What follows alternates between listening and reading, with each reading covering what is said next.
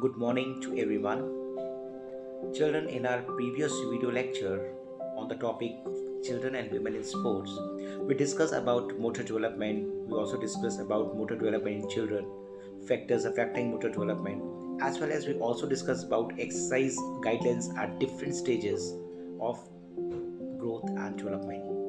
Now today in this video lecture, we are going to cover the leftover part of this chapter, and we are going to discuss about various types of postural deformities, the reasons behind these postural deformities, what are the remedies and preventions for these postural deformities, as well as we will discuss about the sports participation of women in India. So let us discuss all these topics one by one. Now let us discuss about postures. A topic is common postural deformities, but before discussing about common postural deformities, let us discuss about the meaning of posture.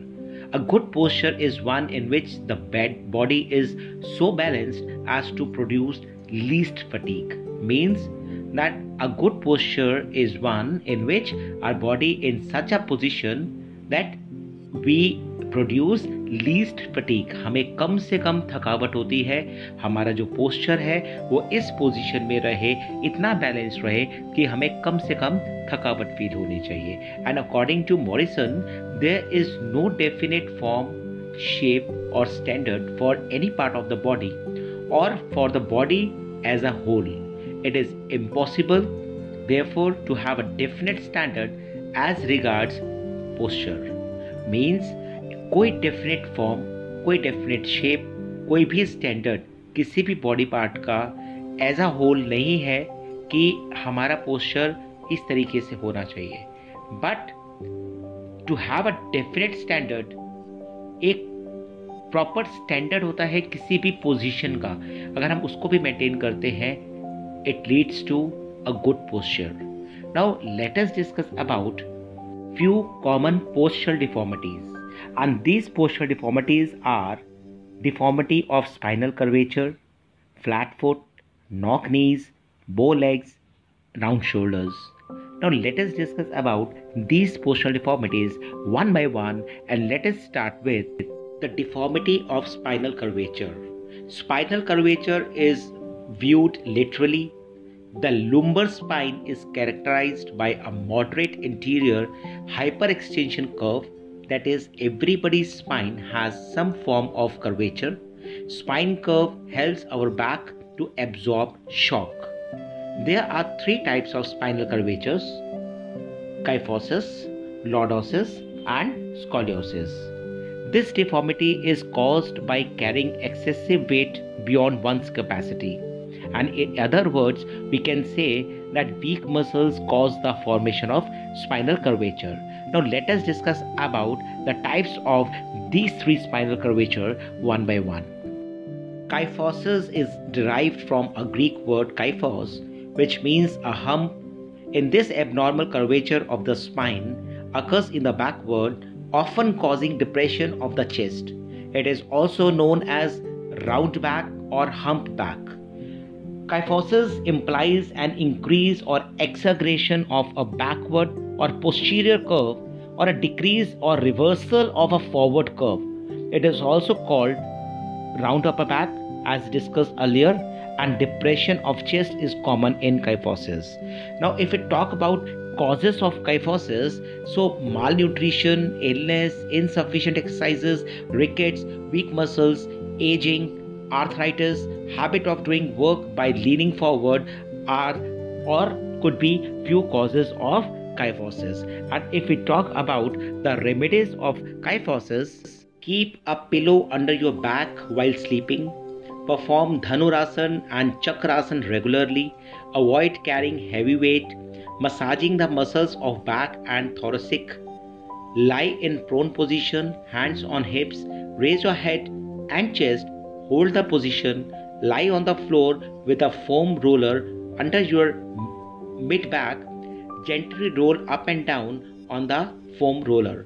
After sitting on a chair, bend your head at the back. So these are few preventive and corrective measures of kyphosis. Now let us discuss about our next postural deformity of spinal curvature is lordosis, which is the inward curvature of spine.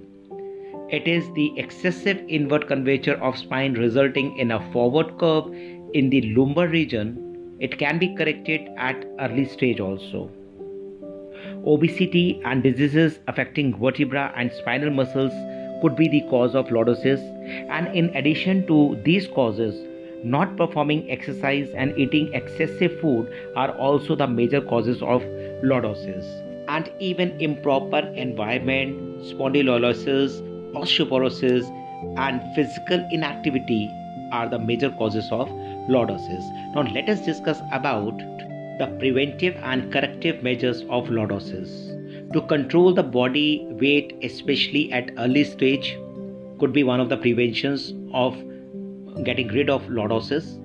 Balanced diet should be taken while carrying weight. Body remain in straight line.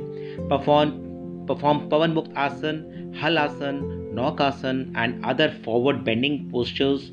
Stand straight and bend forward from hip level to touch the toes are the preventive and corrective measures of lordosis.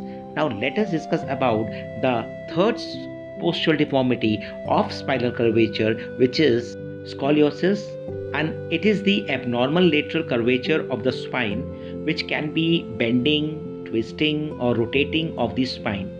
In this, people develop additional sideways curves on either side of the body and called scoliotic curves. Thus, the bones of the spine twisted together, forming a shape of C or S. And the cause of having scoliosis could be disease in joints, polio, rickets, poor posture, partial deafness, and carrying heavy load on one shoulder, etc. Now let us discuss about the preventive and corrective measures of scoliosis. Take balanced diet, avoid carrying heavy weight on shoulders, hang on horizontal bar and rotate the body in clockwise and anti-clockwise direction, swim using breaststroke, bending the body in the opposite direction of the deformity, and simply hang on horizontal bar and twist the body. These are few preventions and remedies for scoliosis.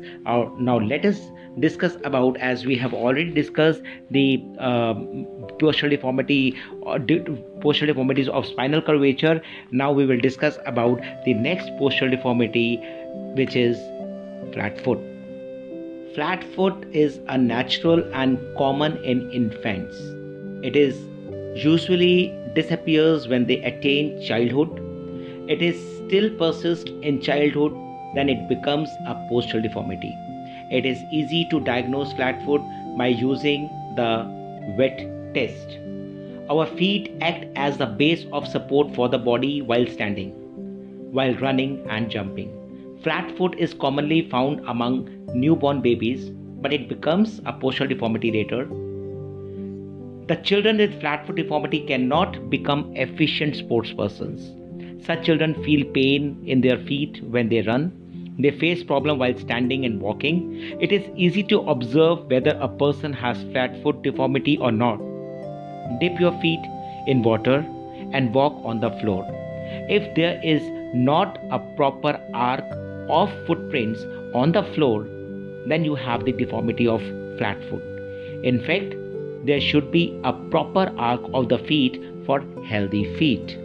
You can see in the picture also that which is a normal foot and which is a flat foot, right? Now let us discuss about few causes of flat foot: obesity, weak muscles in feet, uncomfortable shoes, foot injuries, carrying heavy load for longer period of time, or forcing the baby to walk at early stage could be the reasons or causes of flat foot. Now let us discuss about few precautions and corrective measures for flat foot. Wearing comfortable shoes with arch support. Maintain proper body weight. Infants should not be compelled to walk at very early stage. Avoid high heel shoes. Walking on heel, toes and lateral border. Make the feast with the foot. Regular skipping and sit in Vajrasana. are the preventive and corrective measures of flat foot. Now let us discuss about knock knees, which is the one of the major postural deformities. The scientific name of knock knees is genu valgum. In this deformity, the knees knock while walking or running, and the feet and ankles are far apart than normal.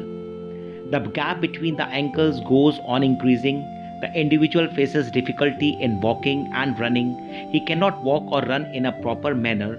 Owing to this deformity, people cannot be good players and may not be selected in defense services also. If we talk about causes of knock knees, lack of vitamin D, rickets, osteoporosis, arthritis, obesity, injury of knees, carrying heavy load at early age, toddlers should not be compelled to walk at very early stage could be few reasons of having knock knee deformity. Now let us discuss about the preventions and corrective measures of knock knees. Daily cycling and horse riding for 20 to 30 minutes. Keep a pillow between the legs and tie up from ankles. Special shoes are to be used. Perform Padmasana and Gomukh Asana daily. Supplement of vitamin D, calcium, phosphorus should be taken. These are the few preventive and corrective measures of knock knees. Now we are going to discuss our next postural deformity, which is bow legs. It is a condition of physical deformity marked by an outward bowing of the legs. That is, knees are wide apart and ankles are touching. When standing with feet together, the individual legs appear like an archer's bow. It is opposite to knock knee position. If there is a wide gap between the knees when standing with feet together, the individual has bow legs. Or in this deformity, knees are wide apart. There remains a wide gap between knees which a bow-legged person keeps his feet together. These deformities can be observed easily when an individual walks or runs. If we talk about the causes of bow legs, the main cause of bow legs is the deficiency of calcium and phosphorus in bones. Long bones of legs become soft, hence they are bent outward. The chances of bow legs also increase when children become overweight. This deformity may be due to a deficiency of vitamin D, improper way of walking, and forcing the babies to walk at a very early stage may also lead to bow legs. Now let us discuss about round shoulders. This postural deformity or abnormality is characterized by a drooping shoulder which appears round and a slight forward bending of the back. In this postural deformity, the shoulders become round and sometimes they seem to be bent forward. There could be few causes of having round shoulders. Could be hereditary factors, tight clothing and shoes, poor posture of sitting, standing and walking, as well as lack of exercises, especially of shoulders, may also lead to round shoulders.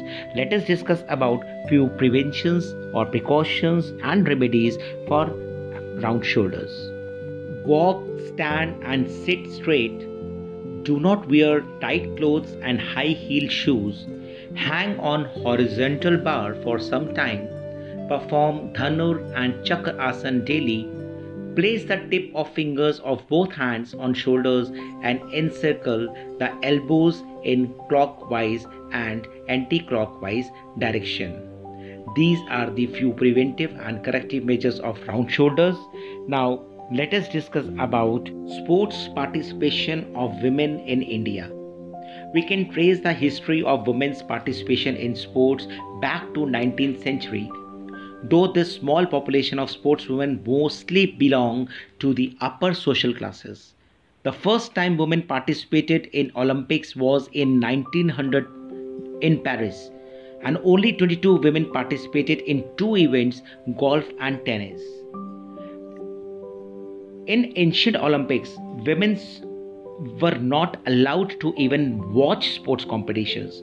Even in first modern Olympic Games, which were held in 1896 in Athens, there was no participation of women. In fact, women started participating in the modern Olympic Games from 1900 onwards only in Paris, which I have just told you. In this Olympics, only 22 women participated, and in 1904 Olympic Games, only 6 women participated in 3 events.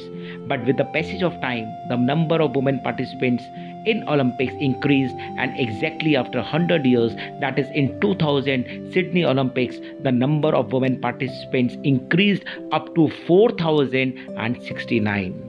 In fact, there is a long list of Indian women sportspersons who have won various positions in the World Cups, Commonwealth Games, Asian Games and SAF Games, etc.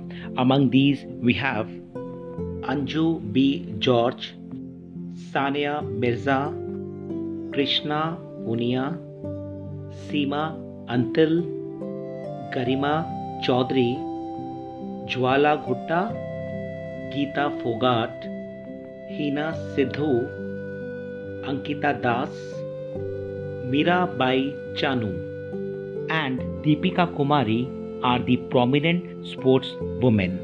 But on the other hand, it is also a matter of concern for all of us to know that sports is such a field where gender inequality is strongly evident.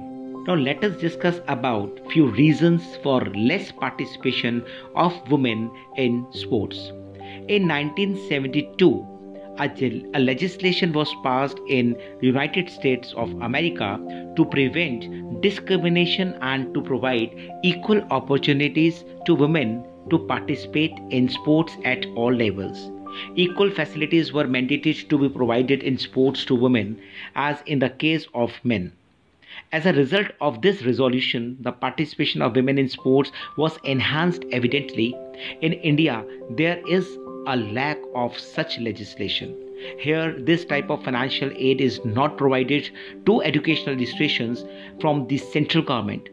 For providing sports facilities, less budget is allocated in comparison to that in Western countries. After having a glance on sports budget and other facilities provided in women's colleges and schools, it can be observed clearly that there is less expenditure in developing sports facilities in comparison to that in men's colleges and schools. Second reason of less participation of women in sport is lack of time. Now, if we talk about lack of time, majority of women usually have less leisure time than men because they take on greater responsibility for household work. Some of them have full-time jobs to earn a living. Therefore, due to lack of time, they do not participate in such activities. Owing to social pressures, women tend to have less self-confidence in comparison to men. Indeed, self-confidence is also linked to sports competitions. If we talk about lack of interest, most women lack interest in sports. They show interest in games and sports during childhood, but as they grow older, the interest starts to fade away. If we talk about lack of female sportspersons as role models, see, there are a few sportswomen as role models such as P.T. Usha, Karnam Malleshwari, Sania Mirza, Saina Nehwal, MC Mary Kom, Mithali Raj, PV Sindhu, etc. But they are not popularized on TV or other media. In fact, they did not get their due place on TV as role models. Even proper space is not allocated to the achievements of such women players in various newspapers and magazines. And if the number of such apex women sportspersons is increased and they are popularized on TV and other media, then the participation of women in the field of sports will definitely be enhanced. Next is lack of fitness and wellness movements. Due to lack of fitness and wellness movements, women's participation in sports is very less. We are well aware of the fact that sports and games play an effective as well as significant role in the development of fitness and wellness. They need to be alert about their health and fitness. In fact, it is essential for every individual to know about health, wellness and fitness. Participating in sports activities will definitely make them aware and alert. lack of personal safety. Now if we talk about lack of personal safety on the road, streets, public transport, and in and around sports venues is a common as well as persistent problem for women who want to participate in sports.